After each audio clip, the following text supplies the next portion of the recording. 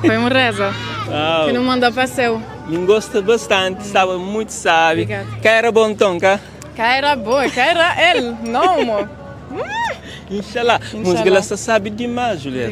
Obrigado.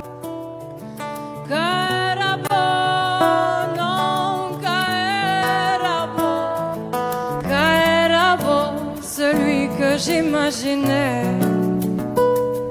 Alguém tá anda, tá cá e tá levantando. Caminho de vitória está pra frente e seduz, embuça grande coração. Mas aquele que de mel está sentado, está esperando. Estou super feliz em sentir conectado com a missão e sentir que o público também estava aberto para receber aquela missão, aquela reza, aquela mistura de tudo que é língua, mas para virar uma língua universal ao final. E não consegui fazer aquilo por causa todo o público gosta, adora, fica emocionado com a participação. E bom, como que você sente na palco? Eu senti tranquilo, eu senti leve assim. Talvez leve demais, talvez, nunca sabia, mas a gente leve, a gente tem que boa, tem que vive aquele momento. Tipo um azul naquela música. Um azul, um pássaro, mas a gente um pássaro, saí de passagem, tá vendo? E momento com o irmã, Fatuja que tem, como que foi? Lá foi uma coisa tonto que não pensava já dura, mas me senti ao final, nunca podia imaginar aquele momento sem ele, cantar aquela música junto, tem uma mensagem mais profunda para trás. E não tem nenhuma conexão incrível com ele desde o primeiro dia, então que esse tipo de magia de vida que Deus está dando às vezes, então nos é sorteado.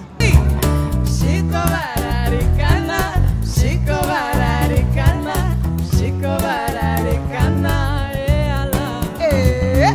Chico Bararicana, Chico Bararicana, Chico Bararicana, ai, ai, ai, Chico Bararicana. O regresso a Tarrafal hoje como artista, Tarrafal que vinha para o Conchebo, eu apaixono, fica ali um ano e eu acho bem nesse grande palco que está junta grandes artistas, assim, Julieta, obrigado por participar, tudo pela paz. Eu senti tanto na casa, na Tarrafal, uau, muito obrigado a todo mundo, cada pessoa que tudo alguém recebe direito.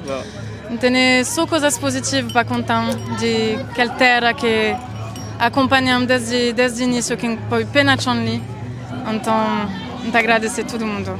E vou também. E quando que não ouve que ele era bom, já está pronto? Está na fim de ano, nunca tem data certa ainda, vamos dizer, está na finição, mas antes de fim de ano, se Deus quiser, no álbum. A mim já gosta.